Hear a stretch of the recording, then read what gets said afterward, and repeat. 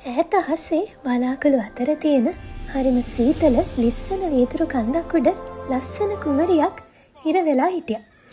රජතුමා රටවැසියන්ට මෙහෙම කිව්වා. කවුරු හරි මේ වීදුරු කන්ද තරණය කරලා මගේ දියණිය බේරා ගත්තොත් එයාට කුමරියව විවාහ කරලා දීලා මගේ කිරුලත් දෙනවා කියලා. හුඟක් රණශූරයෝ තමන්ගේ අශ්වයෝ එක්ක කන්ද නගින්න හැදුවා. ඒත් වීදුරු මතු පිට හැමෝම අශ්වයොත් එක්කම ලිස්සල කන්ද පාමුලටම වැටුණා. මේ හැමදේම දිහා බලාගෙන හිටපු ලියෝ කියන අශ්වපාලක තරුණයා මෙහෙම හිතුවා. මේ වැඩේ කරන්න ඕනේ හයියෙන් නෙවෙයි මොලේ. එයා එයාගේ කම්මලට ගිහින් දින ගණනාවක් මහන්සි වෙලා වැඩ කළා. එයා විශේෂණීය වගයක් එයාගේ පාවහන් වලටයි අශ්වයාගේ ලාඩම් වලටයි සවි කළා. හිරු බැස යන සවස් යාමේ ලියෝ එයාගේ ගමන පටන් ගත්තා. හැමෝම පුදුම වෙන විදියට අර යකඩනිය හින්දා මෙයාලට ලිස්සන්නේ නැතුව කන්ද නගින්න පුළුවන්කම ලැබුණා.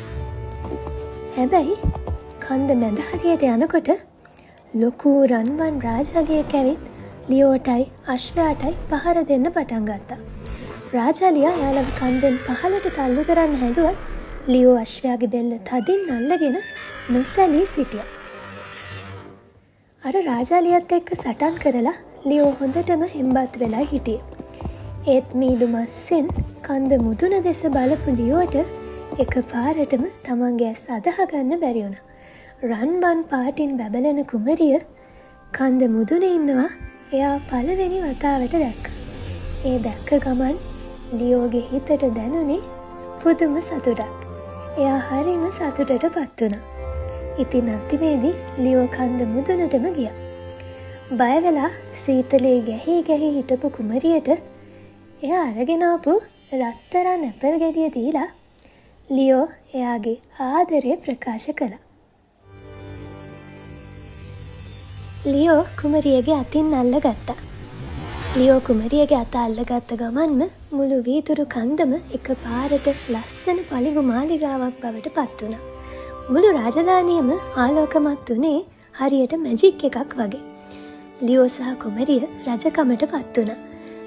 මේ දෙන්න ඉතාමත්ම සාමකාමීව මේ පලිගු රාජධානිය පාලනය කරන්න පටන් ගත්තා. දැන් මේ වීදුරු කන්ද සීතල මරවුගුලක් නම් නෙවෙයි. ලෝකෙටම ආලෝකය විහිදුවන ආදරණීය මාලිගාවක්. මේ කතාව මුළු රාජධානිය පුරාම පරම්පරා ගණනාවක් යනකම්ම නොසැලෙන ධෛර්යයේ කතාව විදියට හැමෝම අතර කතා බහට ලක් වුණා. ඉතින් තවත් මෙවැනි කාටුන් බලන්න අපිව සබ්ස්ක්‍රයිබ් කරලා තියාගන්න.